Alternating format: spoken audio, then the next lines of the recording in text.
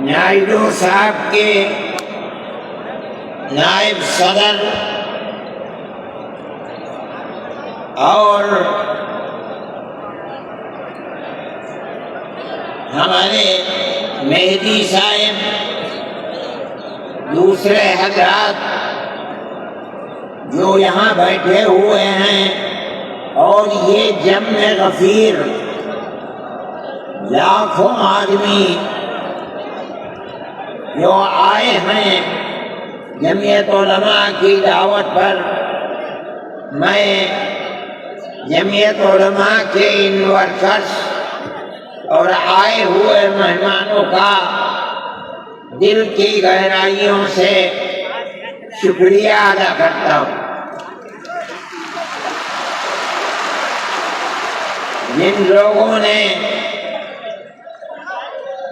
جمعیت علماء ہند کی دعوت پر اپنے احباب کو جمع کیا اور اپنے خرچ سے جمعیت علماء کا ایک پیسہ کیا بھوکی کوڑی بھی نہیں لگی، آپ ہی لوگ کروڑوں روپیہ خرچ کر کے اپنی بسوں کا خود ہی انتظام کر کے یہاں تشریف لائے دعوت پر اور آ کر بیٹھے۔ جمعیت علماء ہند کے خدام کے دل میں اس کی بڑی قدر ہے۔ اللہ آپ حضرات کو اس کا بہتر بدلہ عطا فرمائے۔ میرے محترم بزرگوں، آج ہی کا مسئلہ یہ نہیں ہے۔ جمعیت علماء ہند کی ایک تاریخ ہے، اور ایسی تاریخ ہے اپنے اس ملک کے لیے جو کسی دوسری ہندو مسلم پارٹی کے پاس نہیں ہے۔ علماء نے اس ملک کی آزادی کے لیے، اگر آپ ان کی تاریخ کو پڑھیں گے تو آپ کو اندازہ ہوگا کہ ان کی اس ملک کی آزادی کے لیے قربانیاں 150 سالہ قربانیاں ہیں۔ کوئی اس ملک کے اندر ہندو مسلم ایسی پارٹی نہیں ہے جس کی تاریخ ایسی قربانیوں کی تاریخ ہو۔ حضرت شاہ عبدالعزیز صاحب محدث دہلوی نے 1803 میں آواز بلند کی تھی کہ ہمارا ملک غلام ہو گیا، اس غلام ملک کو آزاد کرانا اس ملک میں بسنے والے ہر مسلمان اور ہر شخص کا فرض ہے۔ کوئی مائی کا لال نہیں تھا جو انگریز کی طاقت کے سامنے آزادی ملک کا نعرہ بلند کر سکتا۔ ایک مسلمان عالم دین نے اسی دلی کے اندر اس نعرے کو بلند کیا، اس کی جائیداد قرق کر دی گئی، اس کے مدرسے کو دفن کر دیا گیا، اس کو دلی بدر کر دیا گیا، لیکن یہ مسلمان ایسے نہیں تھے جو کسی ملک کے پیسے یا اس کی سطوت اور اس کی طاقت کے سامنے سر جھکا دیتے۔ جو انہوں نے اپنا موقف اختیار کیا تھا پتھر کی چٹان کی طرح، اسی طرح اس موقف کے اوپر کھڑے رہے۔ سب سے پہلا جہاد سن 1932 کے اندر ہوا، ہندوستانی لوگ تو جانتے بھی نہیں، اور اس کے اندر لوگ مر گئے، ختم ہو گئے۔ شاہ عبدالعزیز صاحب کے رشتے کے، ان کے قریب، ان کی اولاد میں شاہ اسماعیل شہید اور رائے بریلی کے شاہ احمد شہید دونوں کے دونوں ختم ہو گئے، شہید ہو گئے بالا کوٹ کے میدان میں، لیکن پیچھے نہیں ہٹے۔ وہ لوگ جو بچ کر آئے تھے سن 1857 میں پھر جہاد کر لیا، اور اس کے اندر صرف اسی دلی کے اندر 33,000 مسلمان شہید کیے گئے، اور لال قلعے سے لے کر جامع مسجد تک درختوں کے اوپر ان کی لاشوں کو لٹکا دیا گیا۔ یہ مسلمان کی تاریخ ہے، علماء کی تاریخ ہے۔ بتائیں کون ہے جس کی زندگی کے اندر یہ تاریخ مل سکتی ہے؟ میں کہتا ہوں، لاکھوں آدمی کے سامنے کہتا ہوں، کوئی مائی کا لال ہے جس نے اس ملک کی اس طرح خدمت کی ہو جس طرح مسلمان علماء نے خدمت کی ہے؟ میرے بھائی، جمعیت علماء انہی مجاہدین کی بنائی ہوئی جماعت ہے۔ ہم تو ان کے جوتے سیدھے کرنے والے ہیں۔ ہمارا کیا کام ہے؟ ایک ہی کام ہے کہ انہوں نے جو جمعیت کی بنیاد کے اندر ہندو مسلم اتحاد اور ملک کے ہر بسنے والے کو ایک پیغام دیا تھا پیار و محبت کا، ہم اسی پیغام کو لیے بیٹھے ہوئے ہیں۔ ہمارا کام صرف اتنا ہے، دنیا توڑنا چاہتی ہے، حکومتیں برباد کرنا چاہتی ہیں، فرقہ پرست ذہنیت آگ لگانا چاہتی ہے، یہ نعرہ دینا چاہتی ہے کہ ہندو الگ، سکھ الگ، مسلمان الگ۔ ہم کہتے ہیں نہیں، ہندو مسلم سکھ عیسائی بھائی بھائی۔ یہ ہمارا پیغام نہیں ہے، ان بزرگوں کا پیغام ہے جنہوں نے پھانسیوں کے تختوں کو چوما، اپنے اس ملک کے لیے چوما ہے، اس کی آزادی کے لیے چوما ہے۔ اس ملک کے اندر یگانگت اتحاد جس کو آج آگ لگایا جا رہا ہے، ہمارے بزرگوں نے اسی اتحاد کے لیے اپنی قیمتی جانوں کو قربان کیا ہے، اور ان کا مقصد یہ تھا کہ ملک آزاد ہو جائے، حکومت ایسی بننی چاہیے جو حکومت سیکولر حکومت ہو، کسی کا حق نہ جائے۔ کانگریس اس لیے نہیں بنی تھی، یہ 1803 کی آواز ہے کہ ملک غلام ہو گیا، جہاد کرنا فرض ہے۔ کانگریس کا تو وجود بھی نہیں تھا، کانگریس تو 28 دسمبر 1985 کو بنی ہے، اور اس کا پہلا اجلاس بمبئی کے اندر ہوا ہے۔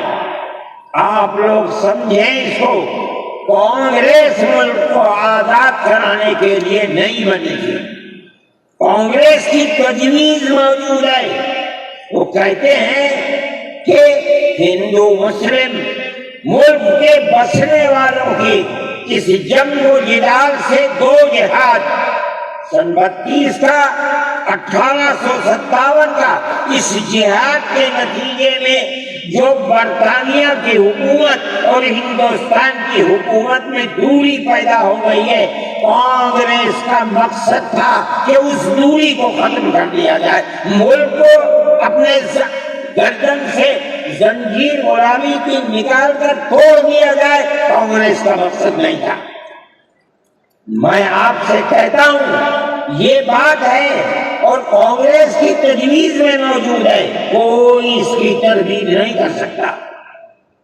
کسی نے حضرت گنگوہی رحمت اللہ علیہ سے پوچھا کہ ایک جماعت بنی ہے جو ہندوؤں نے بنائی ہے انگریز کے ساتھ مل کر، کیا مسلمان اس جماعت میں شریک ہو سکتا ہے؟ حضرت نے فتویٰ دیا اور یہ کہا کہ جس طرح اپنے کاروبار میں ہندو مسلمان شریک ہو سکتا ہے، اسی طرح اس پارٹی کے اندر بھی ہندو مسلمان شریک ہو سکتا ہے، بشرطے کہ دین کو کوئی نقصان نہ پہنچے۔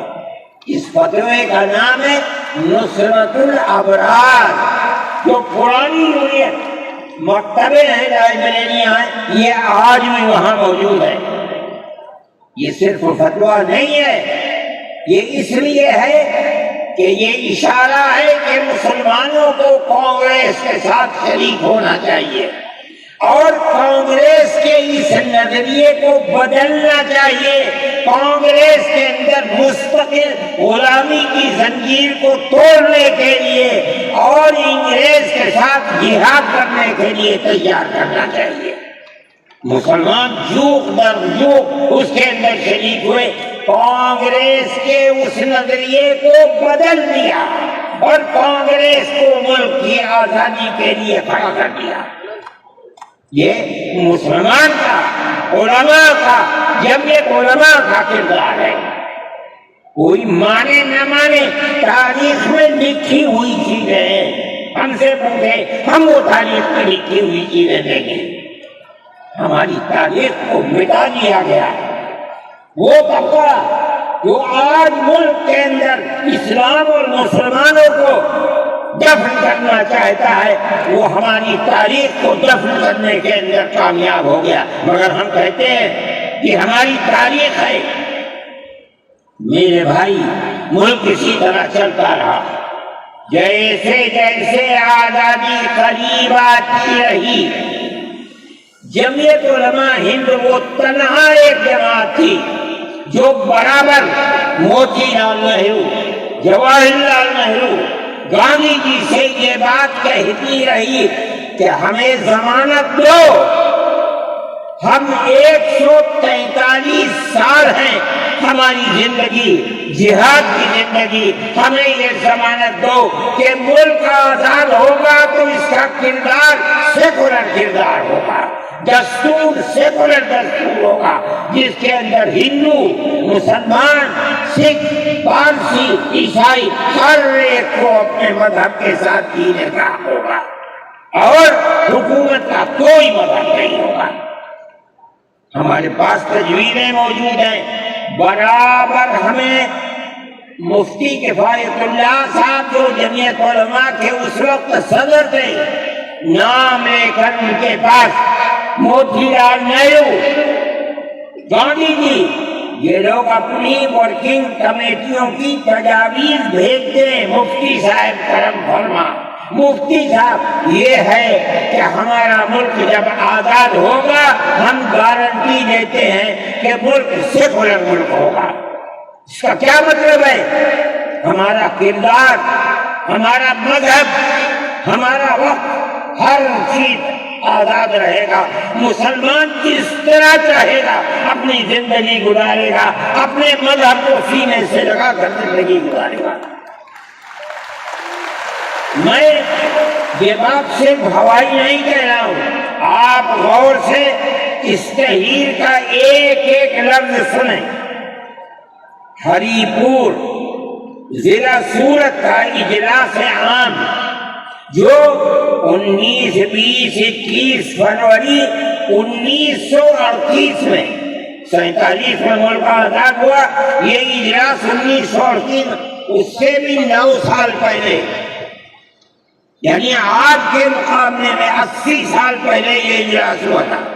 اس کے اندر تجویز دیکھیے آپ، ورکنگ کمیٹی نے 1937 میں اپنی کلکتے کی میٹنگ میں اقلیتوں کے حقوق پر جو تجویز پاس کی تھی اسے یہ کانگریس منظور کرتی ہے، اس وقت کی بات ہے، اور نئے سرے سے اعلان کرتی ہے کہ ہندوستان کی اقلیتوں کے تمدنی، مذہبی اور لسانی حقوق کی حفاظت کرنا کانگریس کا پہلا فرض اور بنیادی پالیسی ہے، تاکہ حکومت کی کسی بھی ایسی اسکیم میں جس میں کانگریس شریک ہو، اقلیتوں کو ترقی اور نشو و نما کا زیادہ سے زیادہ موقع مل سکے۔ آپ الفاظ پر غور کیجئے، اور وہ قوم کی سیاسی، اقتصادی اور کلچرل زندگی میں پورا حصہ لے سکے۔ اس کے بعد اس بنیاد پر مسلمانوں کو مطمئن رہنا چاہیے کہ آزاد ہندوستان کی حکومت میں ان کا مذہبی فرائض، اذان، نماز، جمعہ، عید، روزہ، حج، زکوٰۃ، مذہبی تبلیغ، مساجد، مقابر، قربانی، مذہبی جلوس، مذہبی جلسے وغیرہ جملہ مذہبی رسوم اور مذہبی ادارے محفوظ ہوں گے، اور اسی طرح ان کی تہذیب و تمدن، ان کے تعلیمی ادارے، خانقاہیں، امام باڑے، عیدگاہیں، تکیے، کربلائیں، آثار قدیمہ، اوقاف وغیرہ سب محفوظ ہوں گے، اور اسی طرح ان کی زبان، ان کی شاعری، رسم الخط وغیرہ سب کے سب آزاد اور محفوظ ہوں گے، کسی پر کوئی رکاوٹ اور قید نہ ہوگی۔ جو میں آپ سے کہہ رہا ہوں، آپ دیکھیے یو پی کانگریس کا شائع کردہ election board National Herald press Lucknow 1946 کے اندر شاید 10 فروری میں نے نقل کیا ہے، وہ مٹا ہوا تھا، اس کے اندر یہ بلیٹن شائع ہوا ہے۔ میں کہتا ہوں کہ ہندوستان کی جمعیت علماء کے بار بار کھچوٹے لگانے پر وعدہ کرو کہ ملک سیکولر ملک ہے، وہ وعدہ کرتے چلتے ہیں۔ میں آج آپ سے پوچھتا ہوں کہ اس میں سب سے پہلی چیز ہے کہ مسلمانوں کا مذہب اور مذہبی فرائض محفوظ رہیں گے۔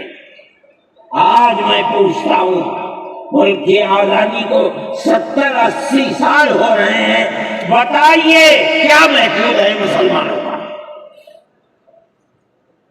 آپ مذہب محفوظ ہے مسلمانوں کا؟ کیا آپ نے مسلمان مذہب کا مسئلہ قرآن و حدیث سے ثابت ہے؟ آپ جو کچھ کر سکتے تھے آپ نے نکاح اور طلاق کے اندر کر دیا، بڑا کام معمول ہے۔ آپ کی حکومت اتراکھنڈ میں ہے، آپ یکساں سول کوٹ، یعنی کوئی تعلق مسلمان کا مذہب سے نہیں ہوگا، گورنمنٹ جو قائم کرے گی اس کے اوپر مسلمان کو چلنا ہوگا۔ کہاں کا سیکولرزم ہے؟ کیا مسلمان اس پر اطمینان کر سکتا ہے؟ آپ کی زندگی اور آپ کی حکومت کا بنیادی ناپاک پتھر یہ ہے کہ مسلمان کو اپنے مذہب سے آپ دور کر دیں۔ کیا آپ اسے قبول کریں گے؟ یہ آج کی حکومت کا یہ مسئلہ ہے۔ مذہبی فرائض کہاں کے آپ زندہ رہ گئے؟ آج آپ نے مسئلہ بنایا ہے کہ اتراکھنڈ کی ریاست اور شہروں کے اندر مسلمان جو 50 سال سے آباد ہے، آباد بھی نہیں رہ سکے گا۔ یہ آپ کا کردار ہے، یہ تصویر ہے، اور ناپاک تصویر ہے۔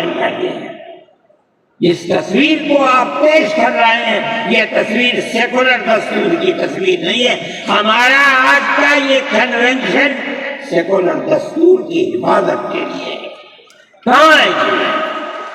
کیا کر رہے ہو؟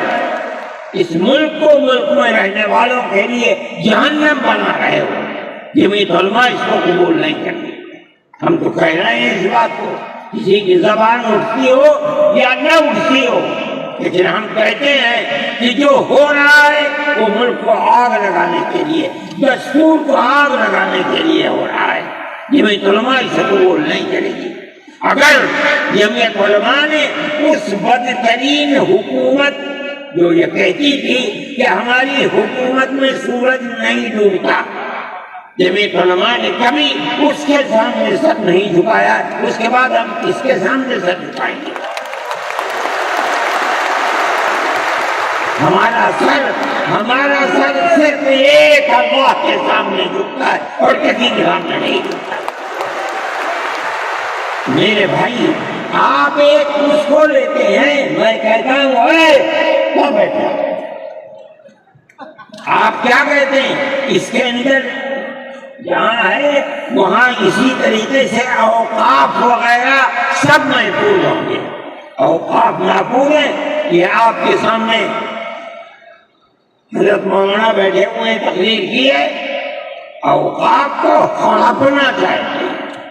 ہماری مسجدیں اسی زندگی کے اندر 400 500 سال کی مسجدیں ہیں، جس میں جمعیت علماء کا دفتر بنا ہوا ہے، عبد النبی اکبر کے زمانے کی مسجد ہے، اور کتنی مسجدیں ہیں جن کے پاس اوقاف اللہ اکبر لاکھوں کروڑ کے اوقاف ہیں۔ جونپور میں جا کر کے دیکھو کیسی مسجدیں ہیں، دلی کے قرب و جوار میں دیکھو کتنی بڑی بڑی مسجدیں ہیں۔ ہندوستان کا وہ طبقہ جو ان مساجد کے اوقاف کو ہڑپ کرنا چاہتا ہے، کہتا ہے اگر کسی وقف زمین یا مسجد یا کسی بھی چیز کے کاغذات وقف کے نہیں آئے اس کو وقف نہیں مانا جائے گا۔ کون 500 سال پرانے کاغذات لا کر کے پیش کر دے گا؟ قانون یہ تھا کہ جو مسجد بنی ہے، جو وقف پر بنتی ہے وہ وقف ہے۔ آپ کو کیا درد ہے کہ آپ اس اوقاف کو وقف کو ختم کرتے ہیں؟ اس کا مطلب ہے مسلمانوں کی زمین کو ہڑپ کرنا چاہتے ہو، حرام کھانا چاہتے ہو، اس لیے ان اوقاف کو ہڑپ کرنا چاہتے ہو۔ ہم اس کو قبول نہیں کرتے۔ اوقاف ہمارے آباء و اجداد کے دیے ہوئے ہیں، اوقاف اللہ کی ملکیت میں دیے ہوئے ہیں، مسجدیں بنی ہوئی ہیں، آپ ان کی حفاظت کیجیے، اس لیے کہ ہم اس ملک کے رہنے والے ہیں، ہم باہر سے آئے ہوئے نہیں ہیں۔ اگر ہندو گوجر ہے مسلمان بھی گوجر ہے، اگر ہندو جاٹ ہے مسلمان بھی جاٹ ہے، اگر ہندو راجپوت ہے مسلمان بھی راجپوت ہے۔ جاؤ دیکھو کشمیر کے اندر اگر ہندو بھی رحمن ہے مسلمان بھی رحمن ہے۔ ہم اسی ملک کے رہنے والے ہیں۔ کسی کو اچھا لگا یہ مذہب وہ اس مذہب میں چلا گیا، کسی کو یہ مذہب اچھا لگا وہ اس مذہب میں چلا گیا۔ کیا مذہب کی بنیاد پر اس ملک کے اندر آپ ہمیں جینے کا حق نہیں دیں گے؟ ہم اپنے جینے کا حق کو لیں گے۔ آپ نے جس سیاست کو اختیار کیا، آپ 2 الیکشن پہلے دیکھیے کس قوت کے ساتھ بی جے پی آئی تھی۔ آپ نے جس پالیسی کو اختیار کیا، سیکولرزم کو آگ لگانی چاہیے، اس کا نتیجہ اس الیکشن میں کیا ہوا؟ بی جے پی ہار گئی۔ میں کہتا ہوں کہ اگر چندرا بابو نائیڈو کی بیساکھی نہ ہوتی اور ادھر نتیش کمار کی بیساکھی نہ ہوتی تو بی جے پی گورنمنٹ نہیں بنا سکتی۔ کیوں ہوا؟ وہ جو 14 سال پہلے اتنی قوت کے ساتھ آئی تھی کہ لگتا تھا کسی دوسری جماعت کا چراغ ہی نہیں جل رہا ہے، وہ چراغ آج بجھ کیسے گیا؟ اس پالیسی کی وجہ سے۔ ملک کی پالیسی اگر بھائی بھائی کی ہوگی تو زندہ رہے گا۔ ایک باپ کی اولاد 5 4 3 اگر پیار و محبت کے ساتھ رہیں گے وہ گھر آباد رہے گا، اگر دشمنی ہوگی سب برباد ہو جائیں گے۔ ہماری یہ پالیسی ہے کہ ہندو مسلمان سکھ عیسائی سب ایک دوسرے کے ساتھ بھائی بھائی ہیں۔ آپ اس پالیسی کو کیوں مخالفت کرتے ہیں؟ ہم اسی طرح چلتے ہیں۔ جمعیت علماء ہند کا یہی کردار ہے، جمعیت علماء ہند آج بھی یہی کرتی ہے۔ میں نے ابھی چند مہینے ہوئے میوات کے اندر لوگ لٹ گئے، پس گئے، ان کو جمع کیا، ہم نے ان سب کو 1-1 لاکھ یا 2-2 لاکھ روپے دیے جا کر کے، مسلمان بھی تھے ہندو بھی تھے، ہم نے ان کو دیا، وہ خوش ہو گئے۔ ہم ہر سال تقریباً 1.5 کروڑ روپے دیتے ہیں بچوں کو جو پڑھنے والے ہوتے ہیں، جو غریب ہوتے ہیں، اونچی تعلیم کے لیے۔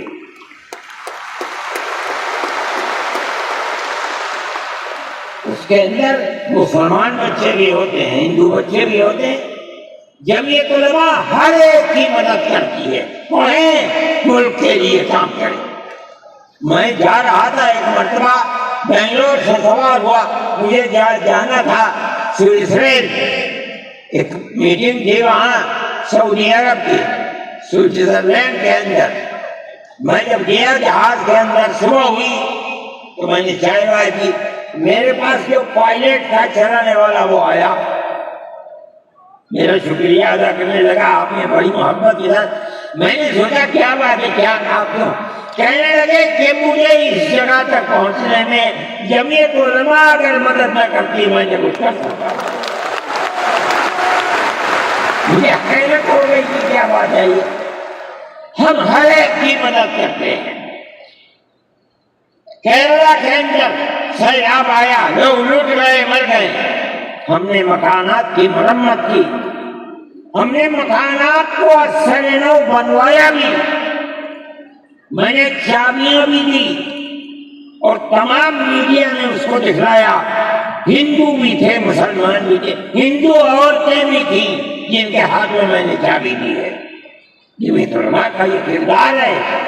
ہمارے بزرگوں نے متحدہ قومیت کتابیں شائع کی ہیں، اس کا مطلب ہے کہ ہندوستان کی قوم مذہب کی بنیاد پر نہیں بٹے گی، جو ہندوستان میں رہتا ہے ان سب کی ایک ہی قوم ہے، مذہب کی بنیاد پر قومیں تقسیم نہیں ہوگی۔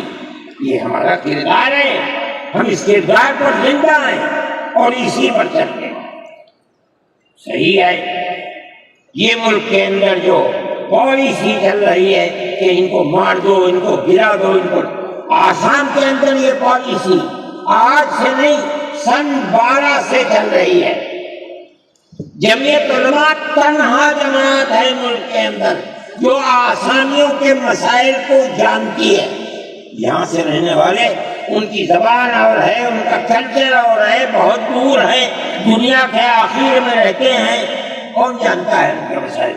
تنہا جمعیت علماء ہے جو ان کے مسائل سے دلچسپی لیتی ہے، گھستی ہے، کروڑوں روپیہ خرچ کرتی ہے۔ یہ ایک مسئلہ تھا، اس سے پہلے ایک اور مسئلہ تھا، کہا گیا کہ پنچایت اگر کسی کو آسام میں یہ سرٹیفکیٹ دیتی ہے کہ یہ ہندوستانی ہے تو وہ سرٹیفکیٹ نامقبول ہوگا۔ 47 لاکھ آدمی اس سے متاثر تھے۔ جو پھر پرست پارٹی تھی وہ کہتی تھی کہ پنچایت کے سرٹیفکیٹ کو قبول نہ کیا جائے۔ اگر یہ فیصلہ ہو جاتا تو 47 عورتیں، 47 لاکھ اپنے بچوں کے ساتھ ملک کے اندر بھیک مانگنے والوں کی زندگی بسر کرتے۔ ہم نے سپریم کورٹ کے اندر اس کو چیلنج کیا۔ سپریم کورٹ کہا جاتا ہے، لیکن در حقیقت یہ ملک میں بسنے والے ان غریب اور لاچار لوگوں کی پناہ گاہ جن کے سامنے ملک میں کوئی راستہ نہیں بچتا تو وہ کورٹ میں پہنچتے ہیں کہ ہماری مدد کرو۔ ہم پہنچ گئے، اپنے لیے نہیں، ان غریبوں کے لیے پہنچے جو 47 لاکھ تھے۔ آپ نہیں جانتے اس کے اندر 24 لاکھ ہندو عورتیں تھیں۔ آپ سمجھے؟ اور جمعیت علماء گئی۔ میں بہت پریشان تھا کہ الہ العالمین کوئی مدد کرنے والا علاوہ تیرے کوئی مدد کرنے والا نہیں ہے۔ میں اللہ کا فضل کرتا ہوں کہ جو کورٹ اور وہیں کا وکیل چیف جسٹس تھا آسامی کا تھا. مجھے خطرہ تھا کہیں یہ آسامیوں کے ساتھ نہ چلا جائے, گورنمنٹ کے ساتھ نہ چلا جائے. اللہ کی قدرت ہے کہ فیصلہ یہ آیا کہ وہ سرٹیفکیٹ جو پنچایت نے دیا قبول کیا جائے گا. میں نے کہا کہ مجھے اپنی زندگی میں کبھی اتنی خوشی نہیں ملی جتنا آج اس فیصلے سے خوشی ہوئی ہے. کیوں؟ صرف مسلمان کے لیے نہیں, یہ ہمارا کردار ہے جو ہمیں اپنے بزرگوں سے ملا ہے, جو جمعیت علماء کی اساس ہے, یہ ان کا کردار تھا, ہم نے اس کی سراہنا کی. اس کے بعد دوسرا مسئلہ آ گیا.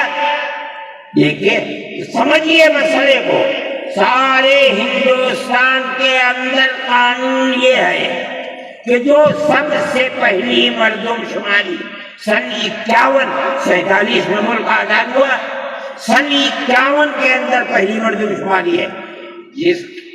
جس کا نام اس مردم شماری میں ہے وہ ہندوستان ہے. جس کا نام اس مردم شماری میں نہیں ہے, اگر دوسری مردم شماری میں وہ کہیں سے آ کر بسا اور اپنا نام لایا, وہ ہندوستانی نہیں. اچھا, پاکستان ایک مغربی پاکستان تھا, ایک مشرقی پاکستان تھا. اندرا جی نے اپنے زمانے کے اندر تمام جھگڑوں کو ختم کرنے کے لیے مغربی پاکستان کو الگ, مشرقی پاکستان کو الگ کیا. جنگ ہوئی, مشرقی پاکستان ٹوٹ گیا اور بنگلہ دیش بن گیا. اس وقت بہت بڑی بمباری ہوئی دونوں ملکوں کے اندر, ادھر کے لوگ ادھر, ادھر کے لوگ ادھر. سب لوگ بیٹھے, راجو بیٹھے, بی جے پی بیٹھی, جو وہاں کی پارٹیاں تھیں صوبائی وہ بیٹھے, اور سب نے بیٹھ کر طے کیا کہ آسام ہندوستانی ہونے